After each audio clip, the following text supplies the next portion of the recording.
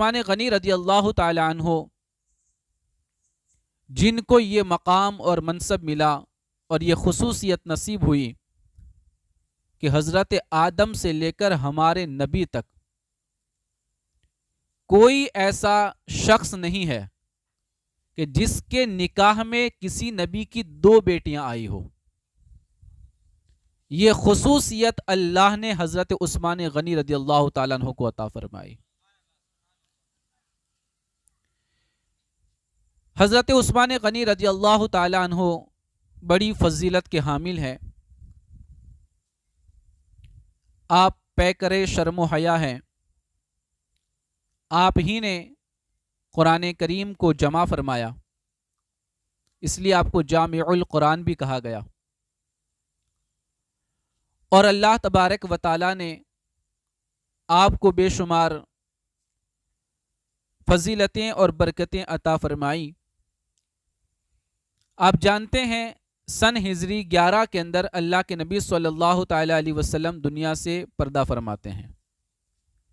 اس کے بعد 2 سال 3 مہینے حضرت صدیق اکبر خلافت کرتے ہیں، اور حضرت سیدنا صدیق اکبر کی خلافت کے بعد حضرت عمر ابن خطاب رضی اللہ تعالیٰ عنہ 10 سال 6 مہینے 8 دن آپ منصب خلافت پر رہتے ہیں. ان کے بعد حضرت عثمان غنی خلیفہ ہوئے تو حضرت عثمان غنی رضی اللہ تعالی عنہ نے تقریباً 12 سال خلافت فرمائی. آپ 12 سال تک خلیفہ رہے، اور جب آپ نے منصب خلافت سنبھالا 24 ہجری سے جس کی شروعات ہوئی، تو اس وقت سے لے کر تقریباً 36 ہجری تک آپ کی سلطنت رہی. اور اس دور کے اندر مسلمانوں کو بڑا عروج عطا فرمایا.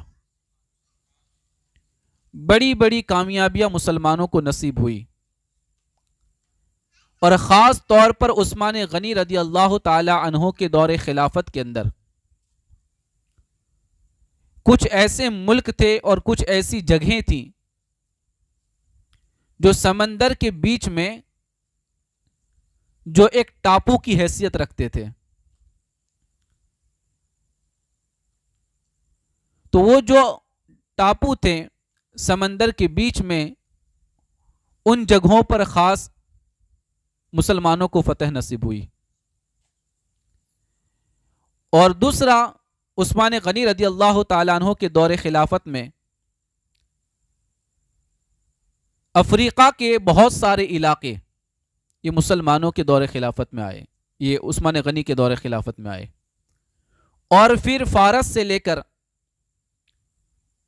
بالکل افغانستان کے اندر جو کابل علاقہ ہے، وہ کابل بھی حضرت عثمان غنی رضی اللہ تعالیٰ عنہ کے دور خلافت میں مسلمانوں کی حکومت میں آیا.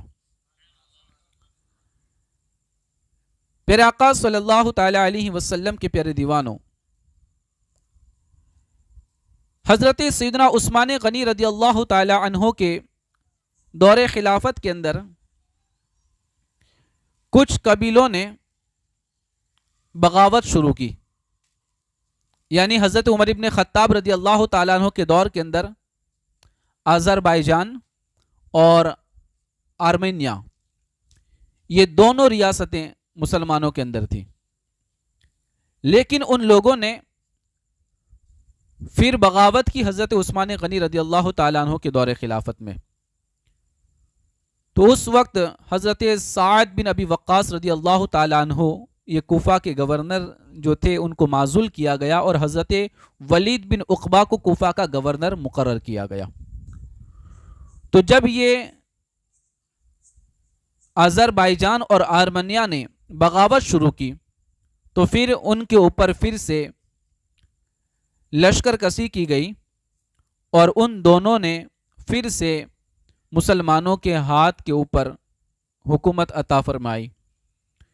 حضرت امیر معاویہ رضی اللہ تعالی عنہ اس وقت جب حضرت عثمان غنی خلیفہ ہوئے، تو حضرت عثمان غنی نے پورے ملک شام کو حضرت امیر معاویہ رضی اللہ تعالیٰ عنہ کے حوالے کیا. یعنی پورے ملک شام یعنی سیریا کے گورنر حضرت امیر معاویہ رضی اللہ تعالیٰ عنہ کو بنایا گیا.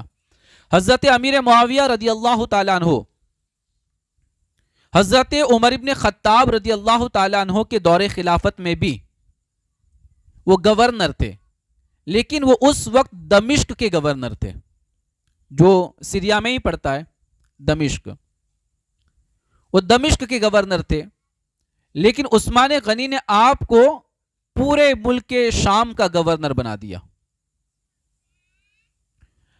یعنی کہ آپ دیکھیں تو تقریباً حضرت عمر رضی اللہ تعالی عنہ کے زمانے کے 8 سال اور عثمان غنی رضی اللہ تعالی عنہ کے زمانے کے 12 سال، یہ 20 سال ٹوٹل حضرت امیر معاویہ رضی اللہ تعالی عنہ گورنر بن کے رہے. اور حضرت امیر معاویہ رضی اللہ تعالی عنہ کے آخری جو 20 سال ہیں، حضرت امام حسن نے جب آپ کو خلافت عطا کی اور خلافت ان کے سپرد کر دی، اس کے بعد آپ 20 سال خلیفہ بن کے رہے. یعنی کہ حضرت امیر معاویہ رضی اللہ تعالی عنہ نے تقریباً 40 سال حکومت فرمائی ہے. کتنی؟ 40 سال حکومت فرمائی ہے. حضرت عثمان غنی رضی اللہ تعالی عنہ کے دور خلافت کے اندر بہت ساری فتوحات ہوئی، جس میں نے آپ کو بتایا کہ سن ہجری 25 کے اندر حضرت عثمان غنی رضی اللہ تعالی عنہ نے حضرت عبداللہ بن ابی سریح کو اور حضرت سیدنا عثمان غنی رضی اللہ تعالی عنہ کی جانب سے آپ کو افریقہ پر چڑھائی کرنے کا حکم دیا گیا. جب حضرت عثمان غنی نے آپ کو افریقہ کی طرف رخ کرنے کا حکم دیا تو اس وقت افریقہ اگرچہ فتح ہو گیا اور مال غنیمت بھی ملا، اور اس کے بعد اس کی آگے کی جو حکومت تھی اور جو دوسرے علاقے تھے ان کو بھی فتح کرنے کا آپ نے حکم ارشاد فرمایا. فرمایا جاتا ہے کہ اس وقت تقریباً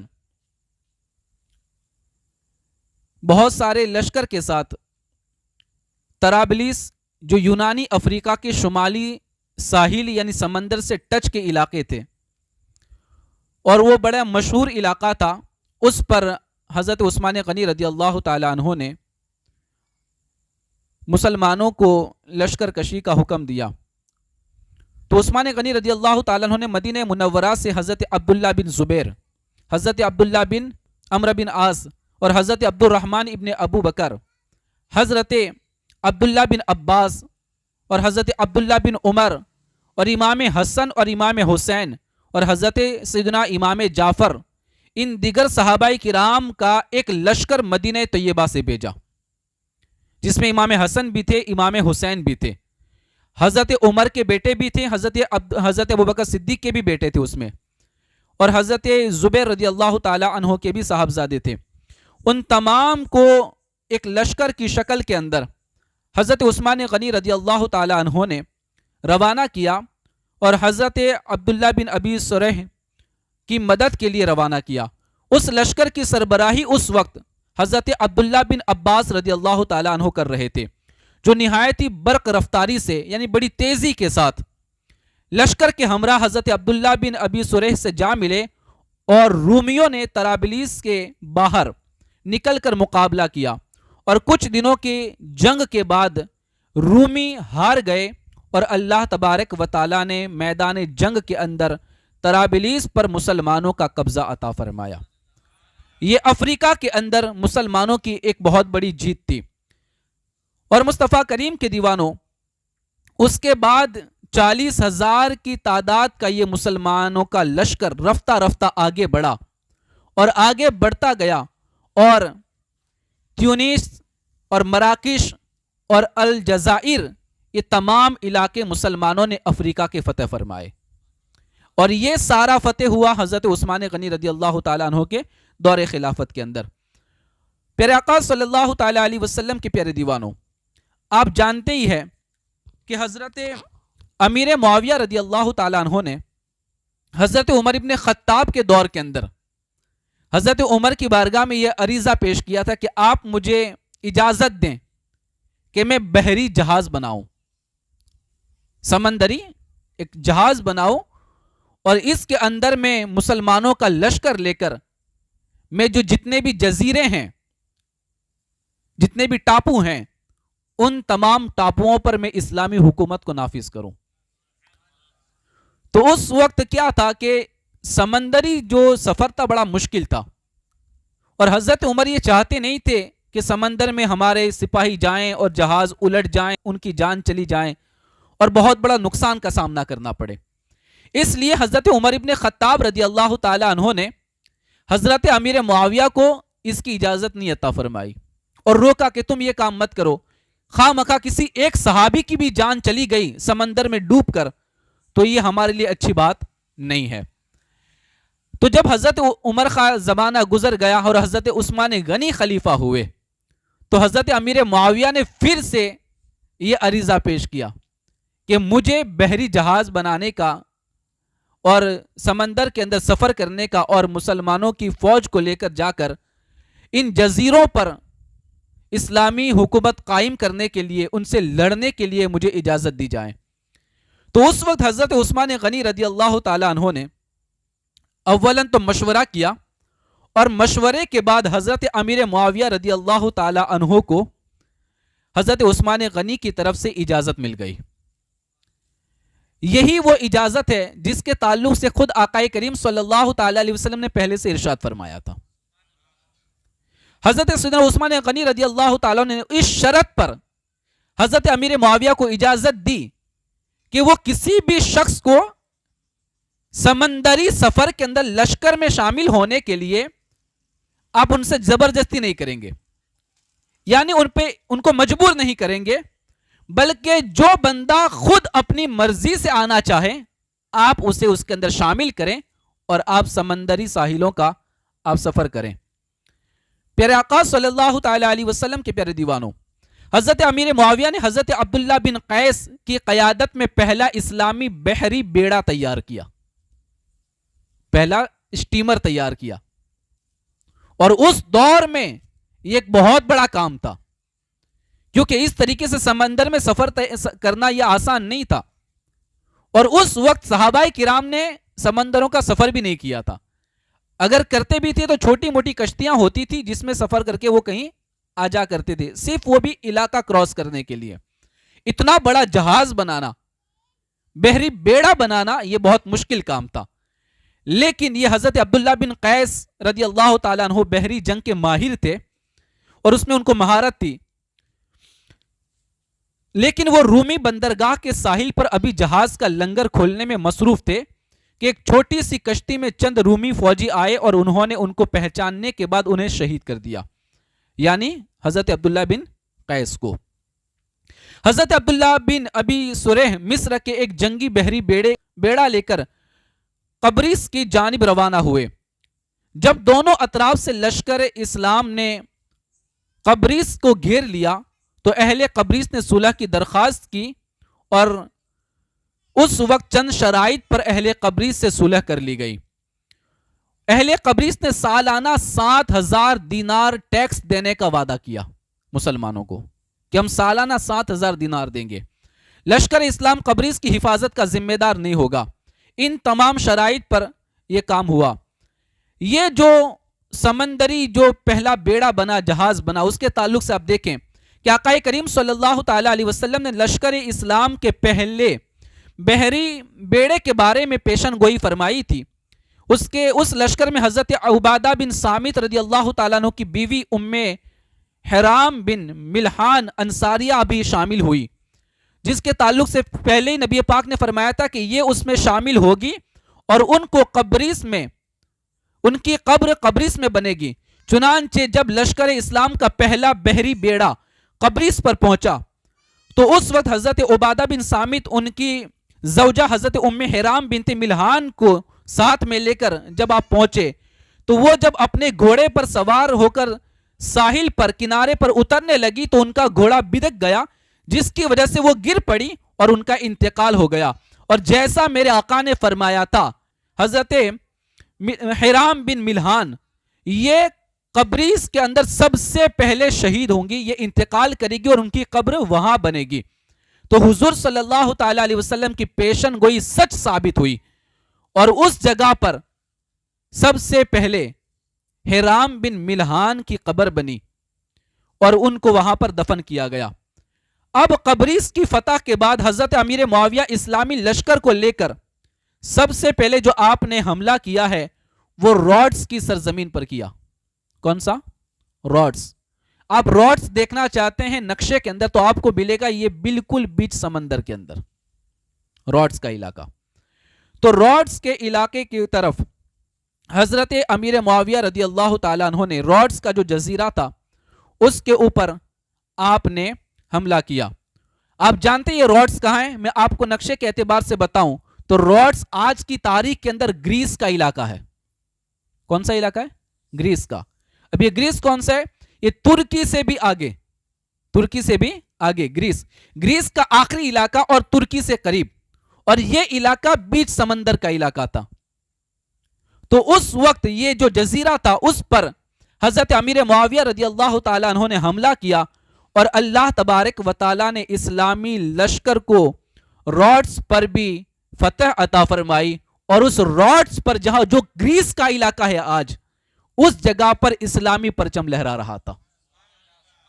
اس کے لیے اگر آپ کے دماغ میں نقشہ ہو تو بہت اچھی بات ہے، یہ باتیں بڑی آسانی سے سمجھ میں آئے اور آپ کو اندازہ لگائے گا کہ یہ کوئی چھوٹی موٹی بات نہیں ہے۔ گریس کی سرزمین پر ترکی سے قریب بیچ سمندر کے اندر روڈس کے جزیرے کے اوپر اسلامی پرچم لہرانا یہ کوئی معمولی بات نہیں تھی، یہ اللہ تبارک و تعالیٰ نے مسلمانوں کو بڑی زبردست فتح عطا فرمائی تھی۔ حضرت عثمان غنی کے دور میں حضرت امیر معاویہ نے اس وقت پھر وہاں سے آگے کا ارادہ فرمایا۔ لشکر اسلام نے اپنی کم بحری تعداد کے باوجود بڑی بڑی فتوحات کا سلسلہ جاری رکھا، اور روڈس کے بعد پھر ایرانیوں کی جو بغاوت ہوئی تو ایرانیوں کو بھی آپ نے بڑا منہ توڑ جواب دیا، اور اس کی بھی آپ نے وہاں پر ایرانیوں کو جواب دے کر بھی اسلامی حکومت کو قائم فرمایا۔ مصطفیٰ کریم کے دیوانوں، آپ دیکھیں تو حضرت عبداللہ بن عامر نے اس دوران ایران کے دیگر مقامات جو کہ ابھی تک فتح نہیں ہوئے تھے وہاں فوج روانہ کی، جس سے نیشاپور، بلخ، سجستان کے علاقے اسلامی حکومت کا حصہ بنے۔ یہ جو میں کہہ رہا ہوں سجستان، وہ کون سا علاقہ ہے؟ یہ وہی علاقہ ہے جہاں پر حضرت غریب نواز پیدا ہوئے ہیں، کیونکہ تھوڑا اشارہ کرنا پڑے تب لوگوں کو سمجھ میں آئے گا کہ یہ علاقہ کون سا ہے۔ یہ سجستان کا علاقہ جہاں حضور غریب نواز پیدا ہوئے تھے، وہاں پر مسلمانوں کی حکومت ہوئی، نیشاپور فتح ہوا، اور اس کے بعد آپ دیکھیں کہ نیشاپور کی فتح کے بعد سرخس، توس اور مرو اور دارالجبرول، اور اس کے بعد اور بھی جرجان، دارالجبر، اور اس کے بعد جرجان اور طالقان، اور اس طریقے سے بہت سارے علاقے اسلامی سلطنت کے اندر شامل ہوئے۔ اور جبکہ دوسری طرف کرمان کے لوگوں نے بغاوت کی، اور اس کی بغاوت کو کچلنے کے بعد اس وقت بھی وہ علاقہ مسلمانوں کے قبضے میں آیا۔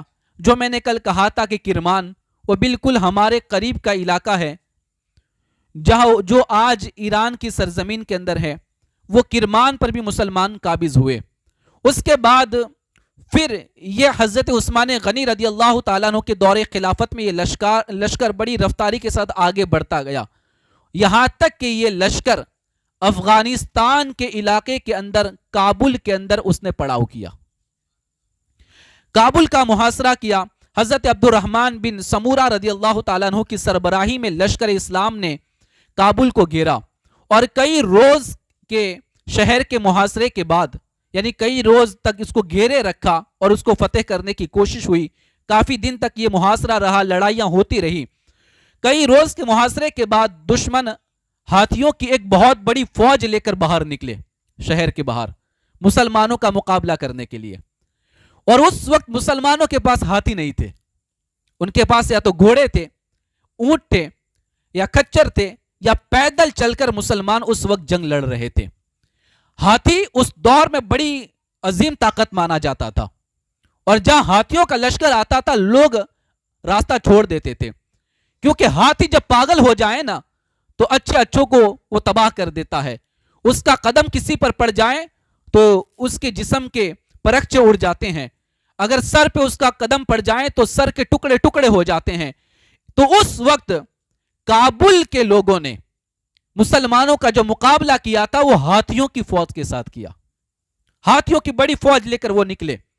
حضرت عبداللہ بن حازم نے بے مثال جرت کا اس وقت مظاہرہ کرتے ہوئے آپ آگے بڑھے اور آگے بڑھ کر آپ نے ہاتھی کی سونڈ کاٹ دی. ہاتھی کی سونڈ کاٹ دی.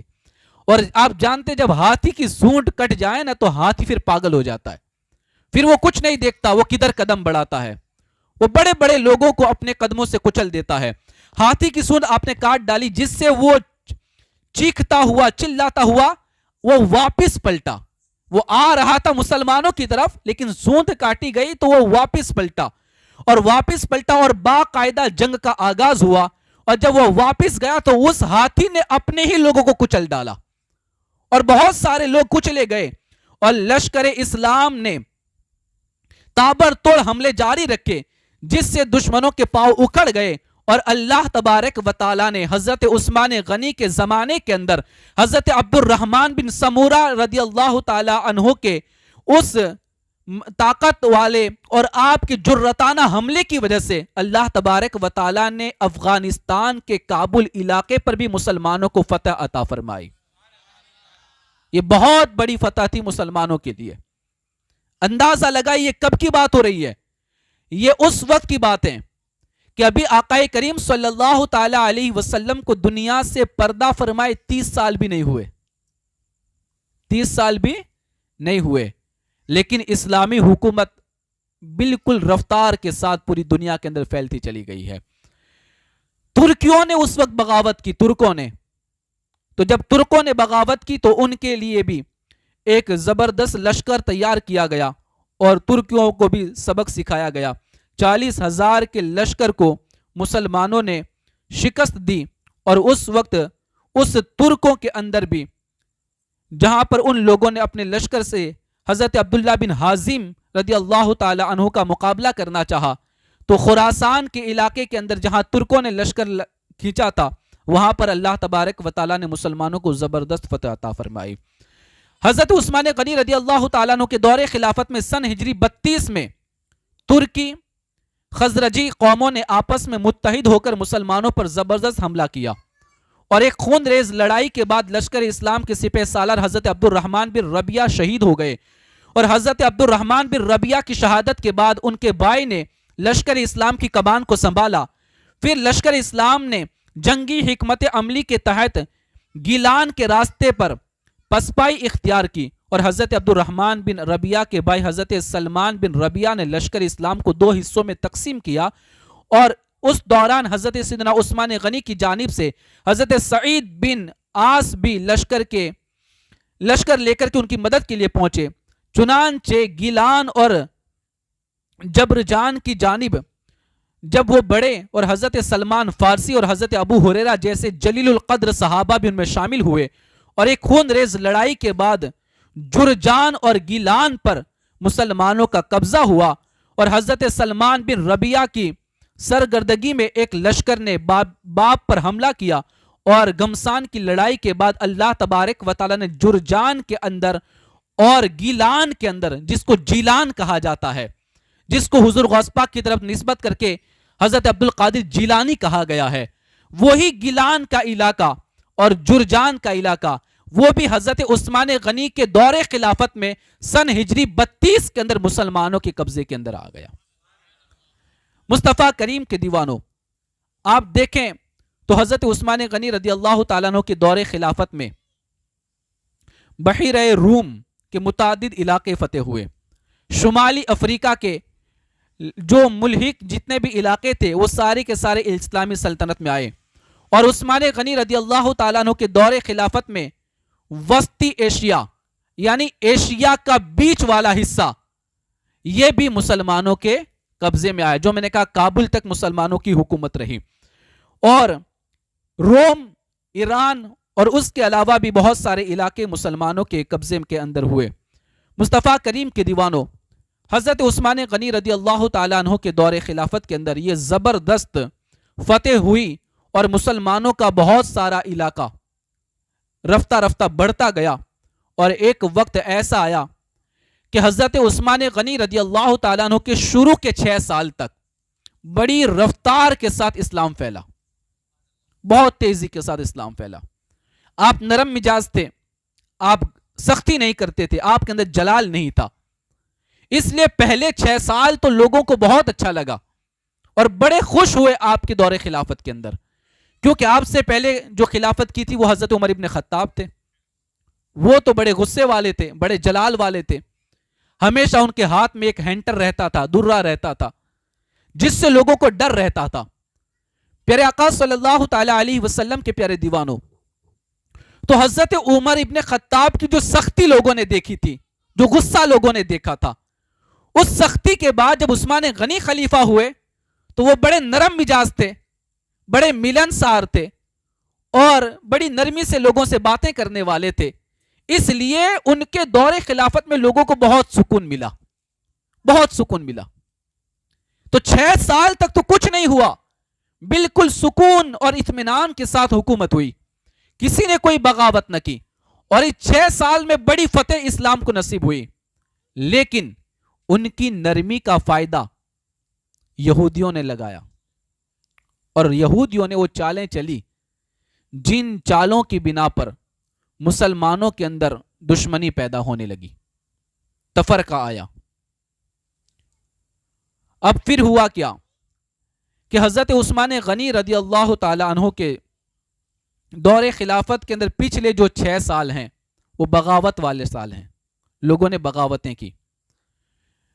آپ دیکھیں تو مصر کے اندر بغاوت شروع ہوئی عثمان غنی کے زمانے میں، آخری دور میں، اور اس وقت مصر کے اندر جو بغاوتیں ہوئی اس کے اندر ایک بغاوت یہ بھی ہوئی کہ وہاں کے جو گورنر تھے ان کی شکایتیں بہت آئی کہ یہ جو گورنر ہیں یہ صحیح سے کام نہیں کرتے، اور ان کے کچھ فیصلے ایسے ہیں جس کے بنا پر مسلمانوں میں ناراضگی پیدا ہوئی ہے۔ تو ان کی شکایتیں بار بار عثمان غنی کے پاس آئی۔ تو جب شکایتیں بار بار آئی تو مولا علی نے، سیدہ عائشہ صدیقہ رضی اللہ تعالی عنہا نے اور دیگر صحابہ نے عثمان غنی کو مشورہ دیا کہ آپ اس گورنر کو ہٹا دیں اور ان کی جگہ پر کسی اور کو آپ گورنر بنا دیں۔ تو اس وقت حضرت عثمان غنی نے خط لکھا اور کہا کہ آپ کس کو گورنر بنانا چاہتے ہیں؟ تو اس وقت ان لوگوں نے کہا کہ ہم محمد بن ابو بکر کو اپنا گورنر بنانا چاہتے ہیں۔ یہ کون ہے؟ حضرت سیدنا ابو بکر صدیق رضی اللہ تعالیٰ عنہ کے صاحبزادے ہیں، ان کو گورنر بنانے کی بات ہوئی۔ تو حضرت عثمان غنی نے ان کو اپنے پاس بلایا، کہا کہ میں آپ کو وہاں کا گورنر متعین کرتا ہوں، اور میں آپ کو ایک خط لکھ کر دیتا ہوں، اور ایک دوسرا خط ہے جو وہاں کے گورنر کے معزولی کا حکم ہے، اس میں کہ اس کو ہٹانے کا حکم ہے۔ اب دیکھیں کس طریقے سے ان لوگوں نے ایک سازش چلی کہ مروان بن حکم کو نہ جانے کیسی لالچ دی گئی کہ اس کے ذریعے مسلمانوں کی حکومت کو ختم کرنے کی ایک بہت بڑی پلاننگ اور بہت بڑی سازش ہوئی۔ حضرت محمد بن ابو بکر چند صحابہ کے ساتھ مدینہ طیبہ سے نکلے جانے کے لیے، کیونکہ ان کو وہاں کا گورنر متعین کیا جا رہا تھا، وہاں ان کو گورنری کا پد سنبھالنا تھا۔ اب جب یہ جا رہے تھے تو ابھی تیسری منزل پر ہی پہنچے تھے کہ انہوں نے دیکھا کہ ایک تیز رفتار اونٹنی پر سوار ہو کر ایک شخص بھاگ رہا ہے۔ غور سے سننا یہ بات، تیز رفتار اونٹنی پر سوار ہو کر ایک شخص بھاگ رہا ہے۔ تو ان کو ڈاؤٹ ہوا، شک ہوا کہ کہیں نہ کہیں یہ کوئی ہم سے بات چھپا رہا ہے، اتنا جلدی یہ بھاگ کیوں رہا ہے، کوئی نہ کوئی تو بات چھپی ہے۔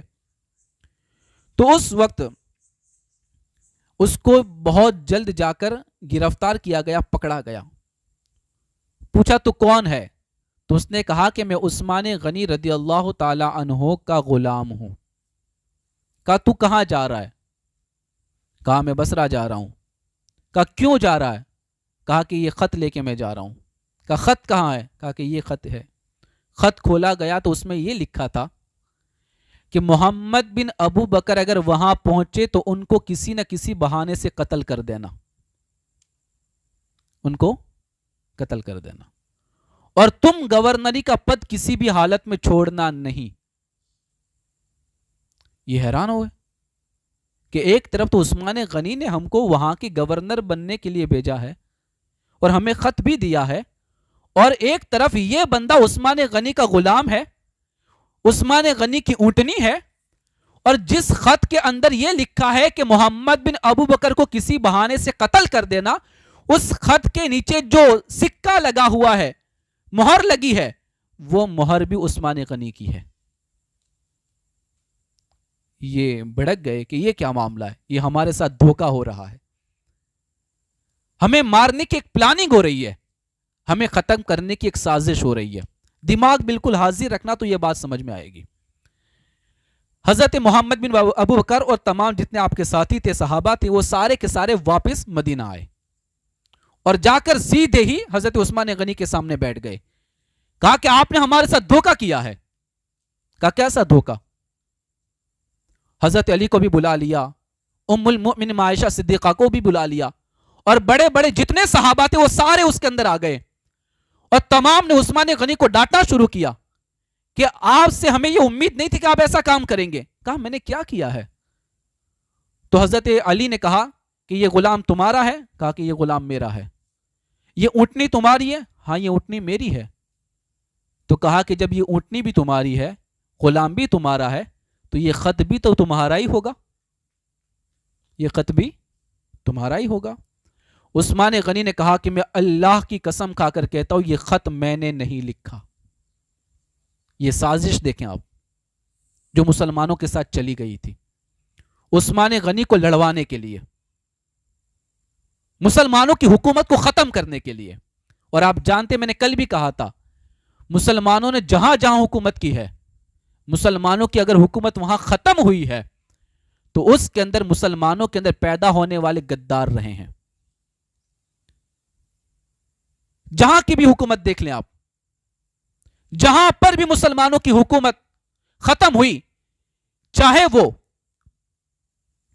خلافت عثمانیہ ہو یا پھر خلافت مغلیہ ہو، سلطنت مغلیہ ہو، یا پھر دنیا میں جہاں بھی مسلمانوں کی حکومت تھی، وہ حکومت ہلی کب؟ جب مسلمان ہی اندر سے غداری کرنا شروع کر دیے. کسی ریاست کی لالچ میں، دولت کی لالچ میں، کسی اور لالچ میں جب مسلمانوں نے غداری کی تو اندر ہی اندر مسلمانوں کا تفرقہ ہو گیا اور مسلمانی سلطنت یہ ختم ہو گئی. یہ سازش رچی گئی تھی عثمان غنی کے ساتھ. عثمان غنی نے کہا واللہ یہ میں نے خط نہیں لکھا. کہا کہ تم نے نہیں لکھا تو پھر لکھا کس نے؟ کیونکہ اس خط پر مہر بھی تمہاری ہے، سکہ بھی تمہارا ہے. آخر کار پھر پتا چلا کہ اس سازش کے پیچھے جو شخص ہے اس کا نام ہے مروان بن حکم، جو عثمان غنی کے ساتھ رہتا تھا. اس نے عثمان غنی کی غیر موجودگی میں اس نے اس بات کا فائدہ اٹھایا اور اس نے ہی خط لکھا، اس نے ہی سکہ لگایا اور اس نے ہی عثمان غنی کے غلام کو روانہ کیا تاکہ محمد بن ابو بکر کو قتل کر دیا جائے، شہید کر دیا جائے اور مسلمانوں کی حکومت خطرے میں آ جائے. اس طریقے سے ایک پلاننگ تھی، ایک سازش تھی. مسلمانوں یہ حالات آج سے نہیں، صحابہ کرام کے دور سے چلے آ رہے ہیں. کون سا زمانہ تھا وہ؟ تو آپ دیکھیں کہ آقا کریم صلی اللہ تعالی علیہ وسلم کے وصال کے بعد ابھی مشکل سے 25-30 سال بھی نہیں ہوئے اور ایسے حالات پیدا ہو گئے مسلمانوں کے درمیان. آپسی رنجشیں پیدا ہونے لگی، حالات بگڑنے لگے، بغاوتیں شروع ہونے لگی. لیکن آپ جانتے ہی ہیں کہ اس کے بعد پھر کیا ہوا.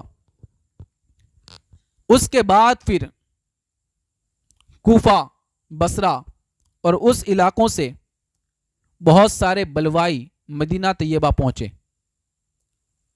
سینکڑوں کی تعداد میں، اور ان لوگوں نے مدینہ منورہ کو گھیر لیا.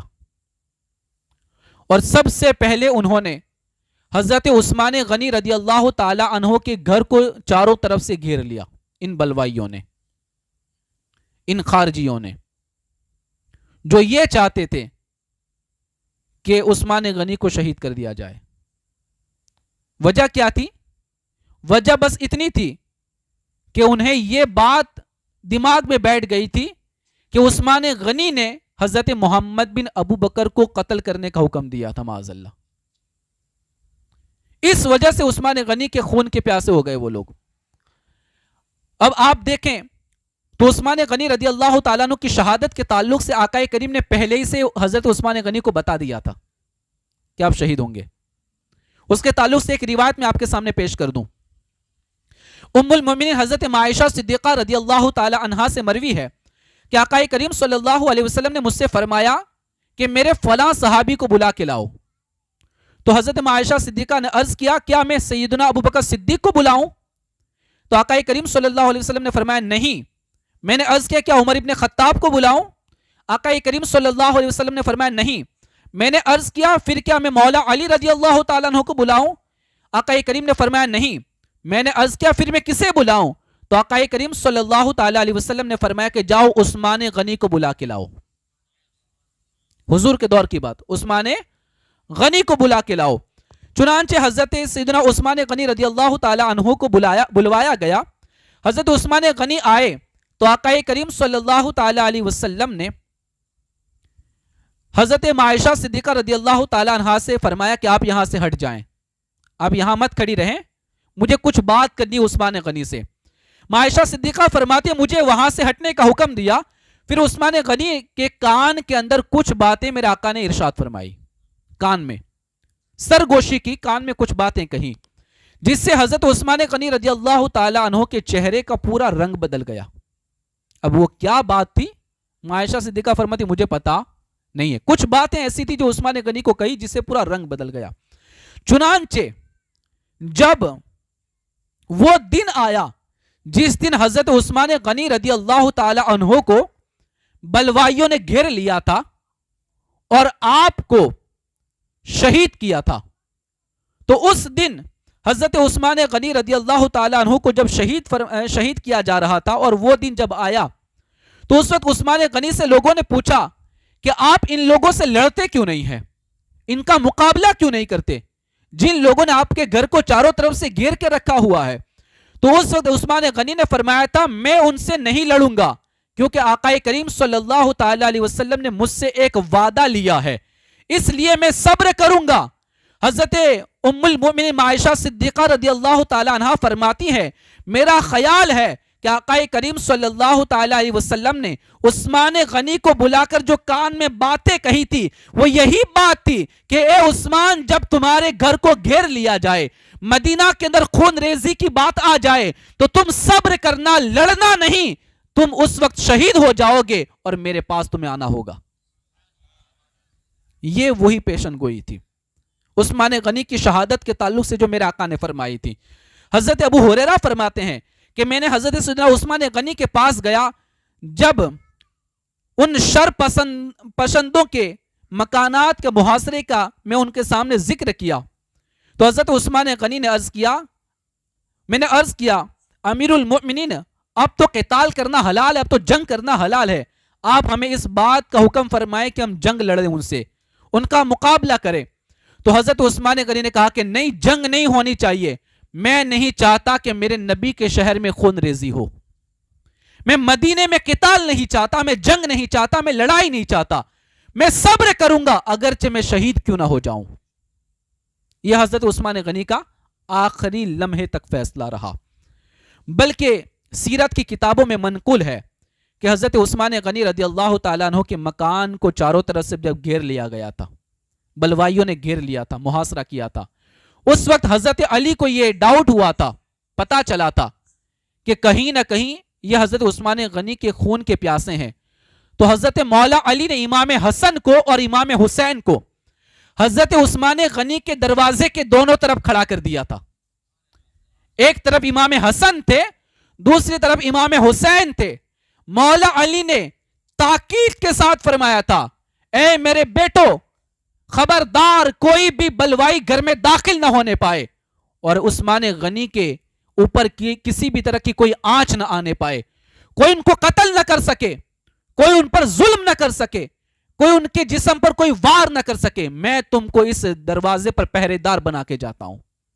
मौला अली ने 2 पहरेदार इमाम हसन और इमाम हुसैन को मुतय्यन किया हजरत उस्मान गनी के लिए।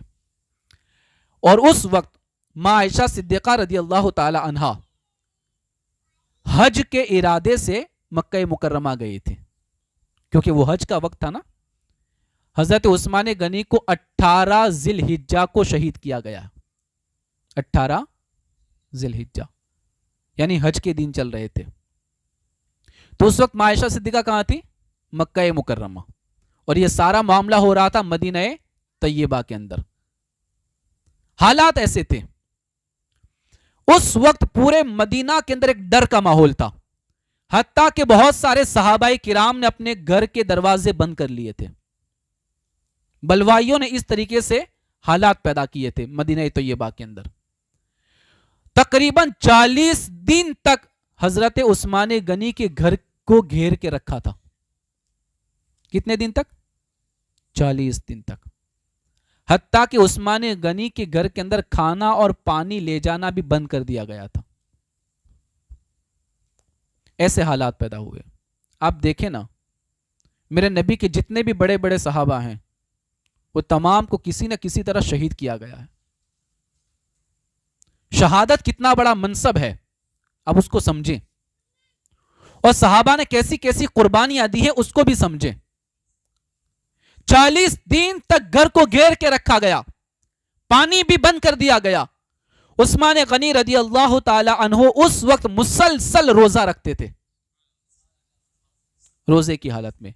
और जिस वक्त आपको शहीद किया गया उस वक्त आप हालत रोजा में थे और कुरान करीम की तिलावत फरमा रहे थे। मुस्तफा करीम के दीवानों, यहां रुक कर कभी आप सोचें कि कहां हमारे सहाबा की जिंदगी और कहां हमारी जिंदगी। हम किस तरीके से अपनी जिंदगी गुजारते हैं। हमें अपने दीन का, अपने मजहब का, अपने इस्लाम का दूर दूर तक कोई ख्याल नहीं आता। और वो सहाबा जिनकी रात दिन एक ही सोच होती थी, मैं कौन सा ऐसा काम करूं जिसके जरिए इस्लाम और सर बुलंद हो जाए, ये सोच लेके चलते थे। आज हमें यह तो काम नहीं सौंपा गया कि हम ये आगे बढ़ाते जाएं, बल्कि हमें कुछ नहीं करना। हमें न अपनी जान कुर्बान करनी है, न हमने कोई लड़ाई लड़नी है, न हमें किसी के साथ कोई मारपीट करनी है। हमें बस इतना हुक्म है कि जो दीन, जो इस्लाम सहाबा ने अपने खून को बहा करके हम तक पहुंचाया है, बस इसी इस्लाम पर हमें अमल करना है, उसी पर चलना है। वो तो मैदान जंग में भी नमाज नहीं छोड़े। उन्होंने 40 दिन तक घर को घेरे रखा, पानी बंद, खाना बंद। ऐसे आलम में भी उन्होंने नफल रोजा रखा, सब्र किया।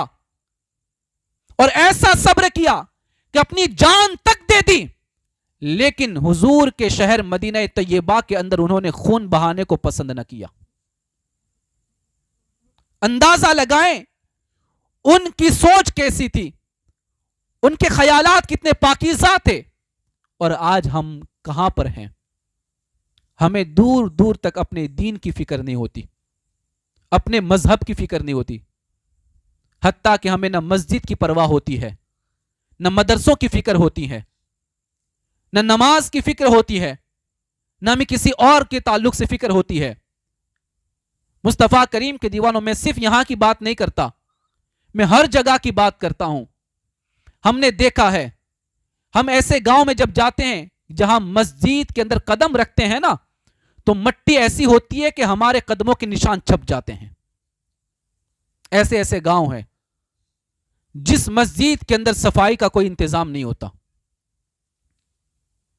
वहां पर मस्जिद के जो ट्रस्टियान होते हैं वो साल साल तक मस्जिद के अंदर कदम भी नहीं रखते। मैं सिर्फ आपका जहन ये इस बात की तरफ लाना चाहता हूं کہ وہ کیسے صحابہ تھے, کیسا دین کی فکر کرنے والے تھے وہ, کہ ایک ایک لمحے کے لیے ان کے دل و دماغ میں صرف اسلام ہی چلتا تھا. دین کی سربلندی کے لیے کوئی نہ کوئی کام کرتے تھے, ان کے سوا ان کا کوئی مشغلہ نہیں. عمر ابن خطاب اپنے 10 سال کے اندر 4000 مسجدیں تعمیر فرما کے جاتے ہیں. عثمان غنی اپنے دور خلافت کے اندر سینکڑوں مسجدیں تعمیر فرماتے ہیں اور مسلمانوں کے علم کا اور دین کا انتظام فرماتے ہیں. مصطفیٰ کریم کے دیوانوں, اللہ نے آج ہمیں سہولتیں دی, انتظامات دیے, دولتیں دی, بڑے بڑے مکانات دیے. آپ صحابہ کے مکانوں کو دیکھیں یا ان کا آپ تاریخ کے اندر مطالعہ کریں تو آپ کو پتا چلے گا کہ ان کے گھر بڑے چھوٹے چھوٹے ہوا کرتے تھے, بہت نارمل گھر, معمولی مکان ہوتے تھے. اور اس وقت کے مسلمان گورنر وہ ایسے ہوتے تھے کہ وہ اپنی سواری بھی خریدتے نہیں تھے. ان کے پاس گھوڑا بھی نہیں ہوتا تھا, ان کے پاس اونٹ بھی نہیں ہوتا تھا, بلکہ حضرت عمر ابن خطاب نے ایک صحابی کو گورنر بنایا تھا فلاں علاقے کا. وہ کئی سال تک حضرت عمر سے ملاقات کرنے کے لیے نہیں آئے. تو حضرت عمر نے خط لکھا کہ تم تو ہم سے ملاقات ہی نہیں کرتے, کئی سال ہو گئے, آؤ ہم سے ملاقات کرو. تو جب حضرت عمر سے ملاقات کرنے گئے تو پیدل جا رہے تھے, ہزاروں کلومیٹر کا سفر طے کر رہے تھے پیدل. ان کے پاس ایک لاٹھی تھی, اس لاٹھی پر 2 اس طریقے سے نشان تھے لکڑیوں کے, یعنی لکڑیاں تھی ایسی. اس کے اوپر ایک مشکیزہ لٹک رہا تھا اور ایک تھیلی تھی جس کے اندر کھانے اور پینے کا سامان اور کچھ برتن تھے. بس وہی تھا. اسی لاٹھی کو لے کر پہنچے عمر ابن خطاب کے پاس. کہا کیسے آئے ہو, سواری کہاں ہے؟ کہا کہ میرے پاس کوئی سواری نہیں ہے, میرے پاس کوئی سواری نہیں ہے. کہا کہ تم نے سواری نہیں خریدی, تم تو گورنر ہو. کہا کہ گورنر تو ہوں لیکن میرے پاس سواری کے پیسے نہیں ہیں. یہ سوچ دیکھیں مسلمانوں کی, یہ فکر دیکھیں مسلمانوں کی. آج ہمیں نہ اپنی مسجدوں کی پرواہ ہوتی ہے, نہ اپنے مدرسوں کی پرواہ ہوتی ہے, نہ اسلام کو آگے بڑھانے کی کوئی فکر ہے ہمیں, یا اسلام کی تعلیم کو آگے بڑھانے کی فکر ہے ہمیں کوئی. ذرہ برابر ہم فکر نہیں کرتے. حتیٰ کہ آج ہم اپنے نوجوان نسل کو ہم دین سے دور کر دیتے ہیں. ہم اپنے بچوں کو اسکول اور ٹیوشن اور ہوم ورک کے نام پر مدرسے سے بھی دور کر دیتے ہیں. نہ ان کو قرآن کی تعلیم دے پاتے ہیں, نہ ان کے سامنے حدیث کی کوئی تعلیمات ہم دے سکتے ہیں. مصطفیٰ کریم کے دیوانوں, یاد رکھنا یہ وہ نقصان ہے جو ہماری آنے والی نسلوں کو بہت مہنگا پڑے گا, بہت بھاری پڑے گا. اور ہماری نسل خون کے آنسو بہائے گی اور کہے گی کہ ہمارے باپ دادا نے ایسا نہ کیا ہوتا تو آج ہمیں یہ دین دیکھنا نہ پڑتا. یہ میں بالکل بڑی اور کڑی بات کہہ رہا ہوں. یہ ہماری نسلوں کو بڑی مشکل ہوگا اس دور کے اندر. آج بڑی بڑی مسجدیں تو آپ دیکھ سکتے ہیں, 1 کروڑ کی 2 کروڑ کی مسجدیں بنائی جا رہی ہے, لیکن ان مسجدوں کے اندر کچھ نہیں ہوتا. بلکہ ہم نے دیکھا ہے 50 لاکھ کی مسجد بنتی ہے نا, وہاں پر مشکل سے 50 نمازی آتے ہیں. یعنی ایک نمازی 1 لاکھ کا, ایک نمازی 1 لاکھ کا, اس اعتبار سے نمازیں ہوتی ہیں. 2 کروڑ کی مسجدیں بنتی ہیں, وہاں 2 سب بھی نمازی نہیں ہو پاتے. ایسے حالات ہیں. اسی لیے ڈاکٹر اقبال نے کہا تھا مسجدیں مرثیاں خواہ ہیں کہ نمازی نہ رہے. ڈاکٹر اقبال نے ایک بہت ہی مفکرانہ لہجے میں کہا تھا کہ آج کے دور میں مسجدیں صرف زیارت اور چہلم کے لیے بنی ہے. مرثیہ خواہ یہی ہے نا, مرنے والے کی یاد کے لیے جو مرثیہ پڑھا جاتا ہے. مسجدوں میں لوگ کب آتے ہیں؟ زیارت میں. کب آتے ہیں؟ جب کسی کی فاتحہ خوانی ہوتی ہے, کسی کا چہلم ہوتا ہے, تب مسجدیں بھر جاتی ہیں اور لوگ آتے ہیں. اس کے سوا مسجدوں میں کوئی آتا بھی نہیں ہے. حد تو یہ ہو گئی ہے کہ آج کے دور میں مسلمانوں کا 20% طبقہ, بلکہ اس سے بھی زیادہ, جمعہ کی نماز بھی ادا نہیں کرتا, جمعہ تک ادا نہیں کرتے. آپ اندازہ لگائیں کیا حالات ہیں مسلمانوں کے. میں بہت دور نہ نکل جاؤں, میں عثمان غنی رضی اللہ تعالیٰ عنہ کی شہادت پہ بات کر رہا تھا. حضرت عثمان غنی کے گھر کو گھیر لیا گیا, 40 دن تک کھانا اور پانی بھی بند کر دیا گیا. مسلسل آپ روزے رکھتے ہیں. اس دوران آقا کریم صلی اللہ تعالی علیہ وسلم کی زیارت نصیب ہو جاتی ہے. گھر میں گھیرے ہوئے ہیں, حضور کی زیارت نصیب ہوئی. آقا کریم صلی اللہ علیہ وسلم کے ہمراہ حضرت سیدنا صدیق اکبر بھی تھے اور عمر فاروق بھی تھے. جب حضور کی زیارت ہوئی نا تو صدیق اکبر بھی تھے, عمر فاروق بھی تھے. آقا کریم صلی اللہ علیہ وسلم نے عثمان غنی رضی اللہ تعالیٰ عنہ کو مخاطب کرتے ہوئے فرمایا, عثمان مجھے معلوم ہے تم مسلسل روزے سے ہو, کئی دن سے روزے رکھتے ہو اور تمہیں بہت پیاس بھی لگی ہوئی ہے. تم فکر نہ کرو, تم فکر نہ کرو, کل کا روزہ تم میرے پاس حوض کوثر پہ آ کے پانی سے کھولو گے. کل کا روزہ تم میرے ساتھ کھولو گے, حوض کوثر کے پانی سے کھولو گے. یہ ظالم تمہیں شہید کر دیں گے. حضرت عثمان غنی رضی اللہ تعالیٰ عنہ آقا کریم صلی اللہ علیہ وسلم کی زیارت اور بشارت سے بہت خوش ہوئے, اور آپ نے اس بات کا تذکرہ اپنی زوجہ حضرت نائلہ سے کیا کہ مجھے ابھی خواب میں حضور کی زیارت ہوئی, ابو بکر صدیق بھی تھے, عثمان غنی بھی تھے, میرے آقا نے کہا ہے میں کل شہید ہو جاؤں گا اور میں کل روزہ حضور کے ساتھ حوض کوثر پہ کھولوں گا. خوش ہو گئے. کیا ہوئے؟ خوش ہو گئے. یہ وہ لوگ تھے جن کا ایمان اتنا مضبوط تھا کہ جو شہادت پہ خوش ہوتے تھے, اپنی موت پہ خوش ہو جاتے تھے کہ ہم مرنے والے ہیں, ہم شہید ہونے والے ہیں. یہ حالات تھے ان کے. اور یاد رکھنا, اپنی موت پر خوش وہی ہوتا ہے کہ جس نے اپنی پوری زندگی اللہ اس کے رسول کے فرمان پہ گزاری ہوتی ہے. ورنہ ہر شخص اپنی موت سے ڈرتا ہے, خوف کرتا ہے, مجھے مرنا نہیں. مرنے سے وہ گھبراتا ہے. موت سے وہی بندہ خوش ہوتا ہے جس کی زندگی کا ہر لمحہ اپنے رب کی رضا میں گزر جاتا ہے, اپنے رب کی خوشنودی میں گزرتا ہے. اب ہوا ایسا کہ پہرے دار تو امام حسن تھے, امام حسین بھی تھے, اور دیگر صحابہ بھی پہرا دے رہے تھے. لیکن اس وقت بلوائیوں نے چال یہ چلی کہ وہ لوگ جانتے کہ یہاں سے تو جا نہیں سکیں گے, اس لیے بلوائیوں نے چھت کو اوپر سے توڑا اور پیچھے سے چھت پہ چڑھے, پڑوس کے مکان میں گئے اور اس مکان سے اس کی چھت پہ چڑھے اور اس چھت سے عثمان غنی کی چھت پہ آئے اور چھت کو توڑ کے ان لوگوں نے عثمان غنی کے گھر کے اندر چھلانگ لگائی. اس میں حضرت محمد بن ابو بکر بھی تھے چھلانگ لگانے کے اندر, وہ بھی اندر گئے تھے. اور انہیں غصہ تھا کہ مجھے مارنے کا انہوں نے حکم دیا, حالانکہ وہ بات سمجھ نہیں پا رہے تھے کہ یہ عثمان غنی نے نہیں لکھا تھا, یہ مروان بن حکم نے لکھا تھا. لیکن اسی غصے کی وجہ سے وہ گئے تھے. جا کے انہوں نے عثمان غنی کی داڑھی کو پکڑ لیا تو عثمان غنی کی آنکھوں میں آنسو آ گئے اور کہہ دیا, تیرا باپ اگر آج زندہ ہوتا تو یہ حرکت نہ کرتا, یعنی ابو بکر صدیق آج ہوتے تو یہ حرکت نہ کرتا. تو حضرت محمد بن ابو بکر رضی اللہ تعالیٰ عنہ اس وقت فوراً پیچھے ہٹ گئے, اپنے ہاتھ کو پیچھے کھینچ لیا اور آپ نے معافی مانگی کہ مجھ سے غلطی ہو گئی, جو میں نے آپ کو برا سمجھا یا میں نے یہ سمجھا کہ آپ نے سازش کی تھی. آپ وہاں سے دور ہو گئے اور آپ نے اپنے دل و دماغ سے قطعاً حضرت عثمان غنی کو قتل کرنے کا آپ نے ارادہ چھوڑ دیا اور آپ وہاں سے جانے لگے. لیکن جو دو بلوائی تھے, جو خارجی تھے, وہ آئے پیچھے سے اور عثمان غنی اس وقت قرآن کریم کی تلاوت فرما رہے تھے. اس وقت 18 ذی الحجہ روزے کی حالت میں تلاوت قرآن کے وقت ان دو بلوائیوں نے حضرت عثمان غنی پر تلوار سے قاتلانہ حملہ کیا اور آپ پر ایسا وار کیا کہ آپ کے بدن سے خون نکلا اور قرآن کریم پر گر پڑا.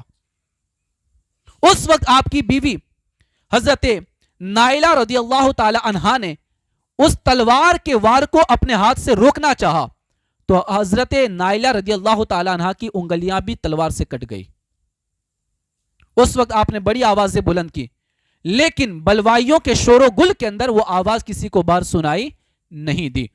مصطفیٰ کریم کے دیوانوں, اور حضرت عثمان غنی رضی اللہ تعالیٰ عنہ 18 ذی الحجہ 35 ہجری کو قرآن پاک کی تلاوت کر رہے تھے.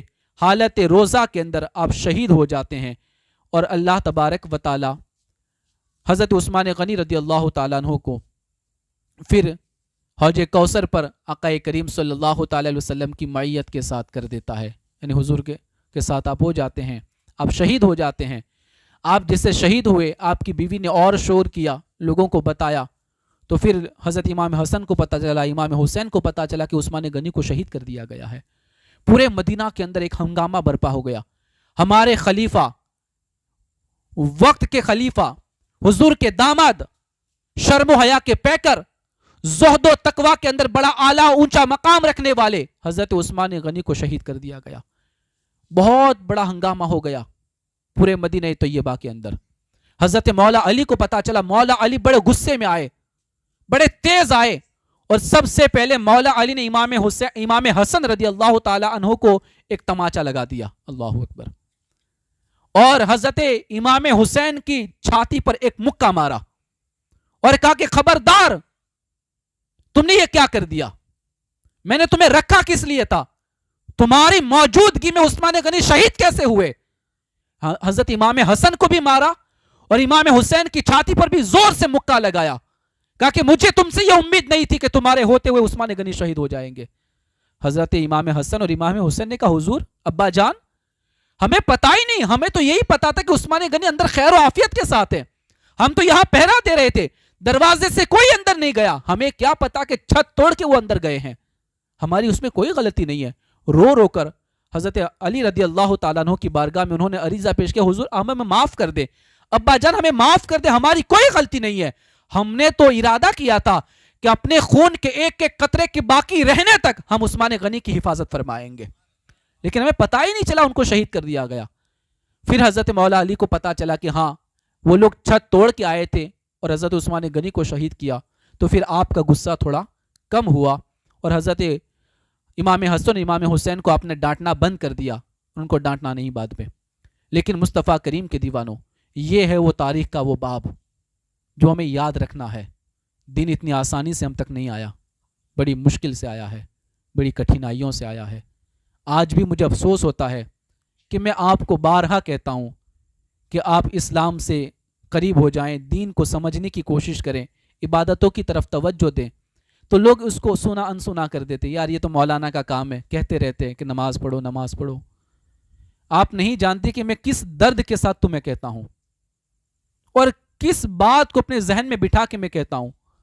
میں اپنی ماں بہنوں سے گزارش بھی کرتا ہوں کہ اکثر نماز کی لاپرواہی اگر کوئی کرتا ہے تو مائیں بہنیں کرتی ہیں، بالکل بے پرواہی کے ساتھ نمازیں ترک کر دیتی ہیں. خدا کے واسطے ایسے نمازیں مت چھوڑو. نماز فرض عین ہے، افضل العبادات ہے، یہ سب سے بڑی عبادت ہے. یہ اس کو جان بوجھ کر چھوڑو گے تو بہت بڑا گناہ ہے اس کا.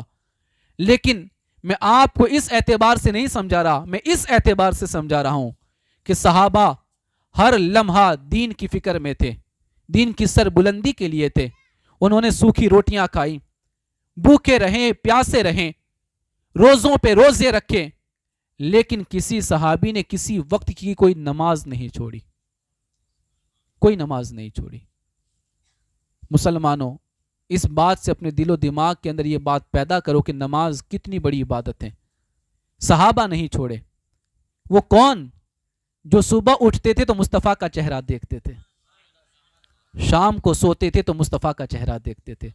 آج لوگ بڑی آسانی سے کہہ دیتے ہیں ہم تو سنی ہیں، ہم تو نماز نہیں بھی پڑھیں گے تو قیامت کے دن ہمیں نبی بخشوا دیں گے. لوگ ایسا کہہ کے نکل جاتے ہیں. یہ بڑی غلط سوچ ہے آپ کی. یہ تو صحابہ اگر کہتے کہ ہم تو صبح بھی نبی کے ساتھ شام میں بھی نبی کے ساتھ، انہوں نے کبھی نہیں کہا کہ ہمیں نماز کی کوئی ضرورت نہیں یا نماز پڑھنے کی کوئی ضرورت نہیں، ہم نے تو نبی کا زمانہ پایا ہے، ہم تو بخشے جائیں گے. نہیں، انہوں نے نبی کی صحبت میں رہ کر یہ سیکھا ہے کچھ بھی ہو جائے، سر تن سے جدا کیوں نہ ہو جائے، نماز قضا نہ ہونے پائے.